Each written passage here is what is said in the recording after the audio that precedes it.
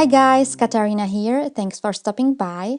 For today's Christmas card, I will be creating a card with the same design or layout I used on my second Halloween card this year. This is a great and very simple layout as you can use it for any occasion. It also gives a perfect opportunity to use the small stamps you might have in your stamp sets. These are the supplies I will be using. The stamp sets are from Clearly Besotted. The one with the cup is called Warm Solutions 2, and the one with the mittens is called Stitched Mittens. These ones are sadly no longer available, but Clearly Besotted re-released something quite similar. I will include those in the supply list in the description below this video. But then this video is not about the stamps, but more about the layout. All I did here was I created my own background using a colored cardstock, matching ink, and the smaller stamps from the stamp set with the mittens. You can also use a pattern paper here. Then I added a tag on top of it. On top of the tag, I adhered a sentiment and a main image, sort of a focal point for the card. For the main image on this card, I used one of those cups. I could have used the mittens as well, but I want to do something different with this stamp set. That's why I decided to use one of those cups. So let's get started. I actually made multiple cards with the different colors of cardstock, which I will show you at the end. For this video, I decided to use a traditional red cardstock from Papermilldirect, and I stamped the star-shaped stamps from the Stitched Mittens stamp set across the panel. I used the royal red ink from Hero Arts. I tried to go in straight line, but it didn't work out perfectly. At some parts it was slightly crooked, but it doesn't really matter as I will be adding a tag on top of the panel at the end. Also, my head was getting a little bit into the view, so I just skip here to the end. This part is quite straightforward anyway. This kind of stamping is very easy. You just stamp the way you like. And I think this background came out very nicely. Next, I stamped the cup, again with the royal ink from Hero Arts. I used the Mini Misty as I knew I will need to restamp. I actually stamped 3 times as I wanted my sentiment to be bold. Then I used the coordinating die for the cap and die cut it using my die cutting machine from Sizzix. I also die cut the tag, and to make the tag more interesting and match the background, I used an embossing folder from Tim Holtz. I actually finally purchased a tag dies. These are from Lil Inca Designs.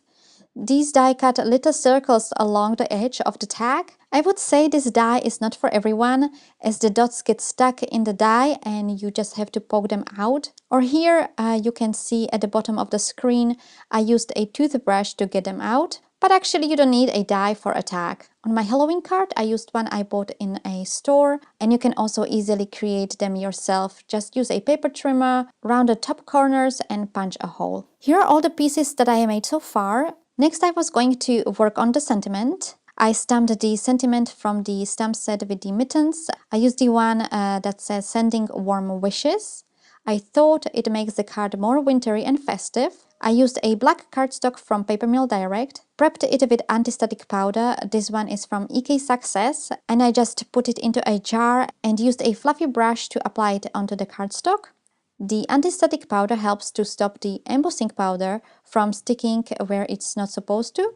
Then I stamped the sentiment using the VersaFine ink. This ink is perfect to use for heat embossing as it's a sticky ink and therefore it holds the powder in place. I used the white embossing powder from Stampendous. It is very nice embossing powder.